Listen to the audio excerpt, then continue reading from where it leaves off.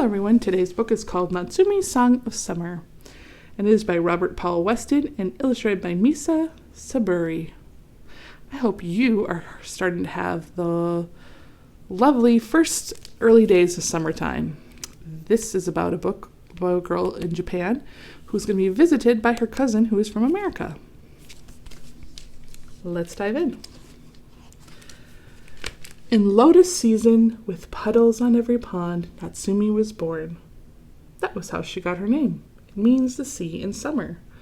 She loved everything about summertime: swimming, running on soft grass, the sun, the heat, the cool bursts of plum rain, heavy and sweet.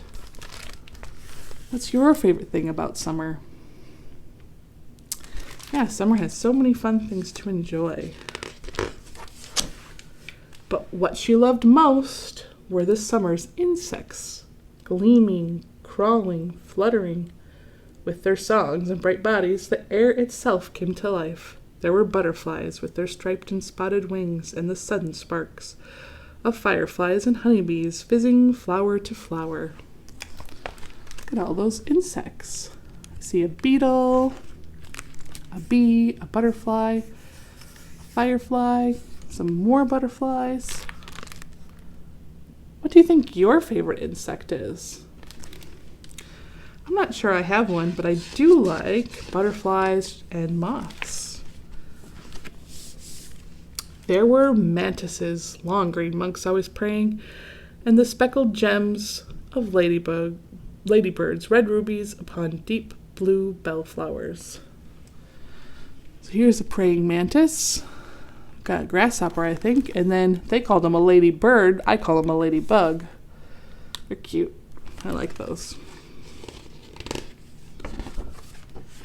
But nothing could beat the chirrup of cicadas, her mother would say. Summer has not yet begun until their song fills the air. So cicadas can be pretty loud. Especially for a little bug. On hot Saturdays, Natsumi and her parents went searching for them. With soft nets on bamboo poles, they reached up, rustling them free. Natsumi sometimes let one crawl on her arm. It tickled her skin, while its body drummed and chirped. Then, wings flitting, it was gone.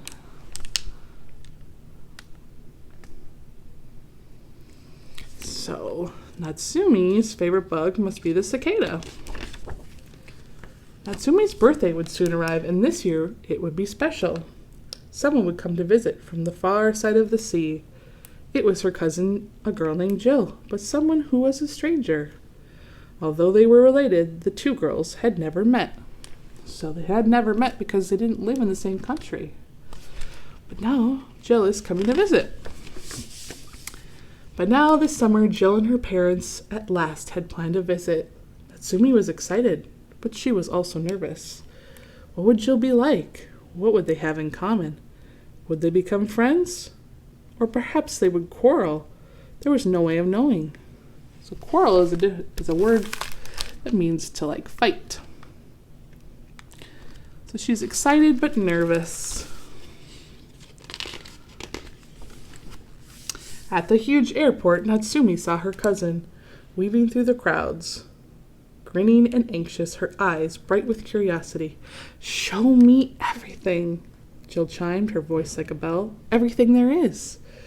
"Everything?" asked Natsumi. Where would she even begin?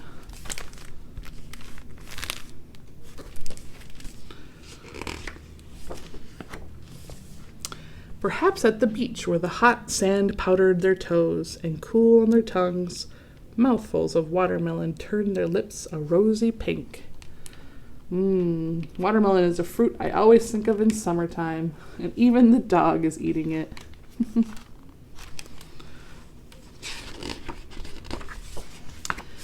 Or at the Obdan festival, where together they danced, hands waving, giving thanks to the spirits of their countless ancestors.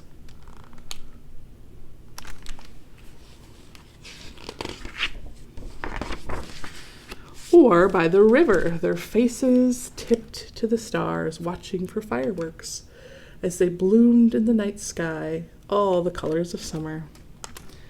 So that's something I'm noticing is probably similar, that in Japan they have fireworks in the night sky, and we have a holiday in summertime in the United States called 4th of July or Independence Day, where we celebrate with fireworks.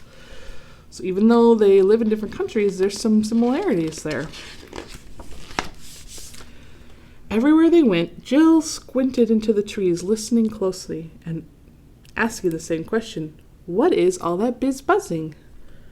Do you remember what it is that's making all that noise? Yeah, it's the cicadas. Jill came from a place where there were few cicadas. She had never seen their large eyes and glossy wings or heard their chittering hum.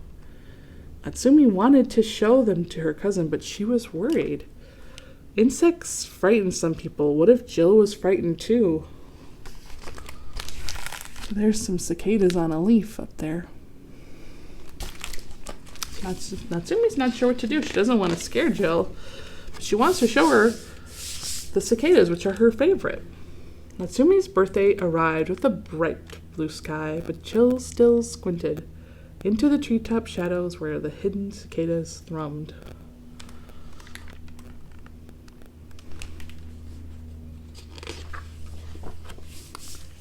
I'll show them to you, Natsumi said. She scampered into the cool house and returned with 2 soft nets, each atop a bamboo pole. They swept the branches, and a pair of cicadas looped out to meet them. Would Jill be scared? Would she scream? No. She crouched low, eyes sparkling. She's interested.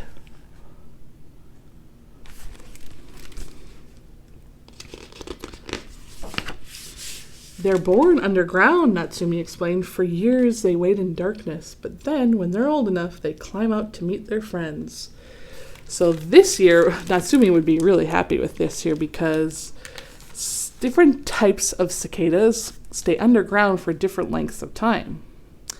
So this year we have 2 types of cicadas coming up, 7-year cicadas and 17-year cicadas. So we have a lot of cicadas that are going to emerge this year.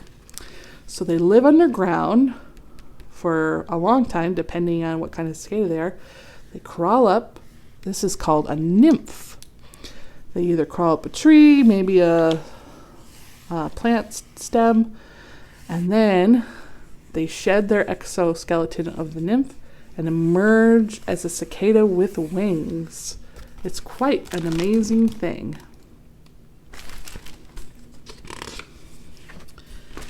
Just like us, said Jill, waiting and waiting, and now we finally met. Natsumi smiled. She and Jill were truly 2 of a kind. They quietly watched the 2 crawling cicadas as their bodies drummed. Mizmoon, min, min, min, min. Then, wings flittering, they were gone. See them way up there.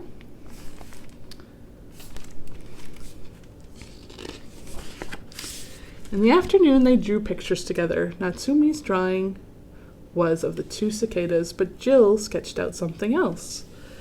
Elegant green wings with 2 black and yellow spots, like half-winking eyes. What is it? Asked Natsumi. I've never seen one before. Maybe you know what it is. Let's find out. It's a Luna moth, said Jill. I think you'll see one when you visit me. Natsumi nodded, her eyes bright with curiosity. She knew tomorrow Jill would fly home, but for now they sat side by side and listened as the warm sky filled with the songs of summer. Wow, so Natsumi got to introduce Jill to what life is like in Japan and even some of the insects like cicadas. And Jill says, when you come visit me, I'll show you what life is like in America and some of the insects we have there.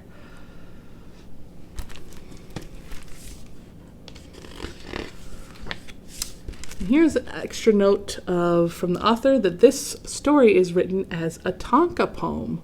And a tanka poem is a traditional Japanese poem with 5 lines and 31 syllables.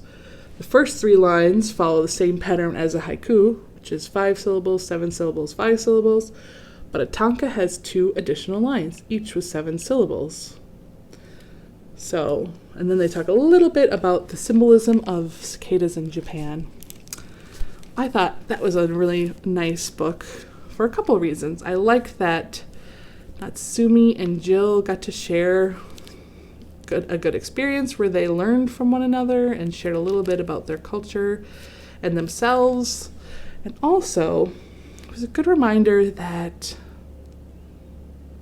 insects can be cool and beautiful. You know, I grew up being pretty scared of a lot of insects, but I'm working hard to feel less scared of them. And you know what helps me feel less scared of them is learning about them. Like, how cool is it that cicadas live underground for, some of them, 17 years. They crawl out as one thing and completely emerge into a different bug. I think that's amazing, and a lot of bugs go through that metamorphosis cycle. And some bugs have unique features or characteristics. Like, it's, you know, spiders, it's actually pretty cool that they can make a web, right? So as we learn to appreciate the things about insects, we might feel a little less scared of them, and might even be like Natsumi and enjoy them, especially when there are a lot of them around during summertime. I hope you have a lovely day. Thanks for reading and learning with me.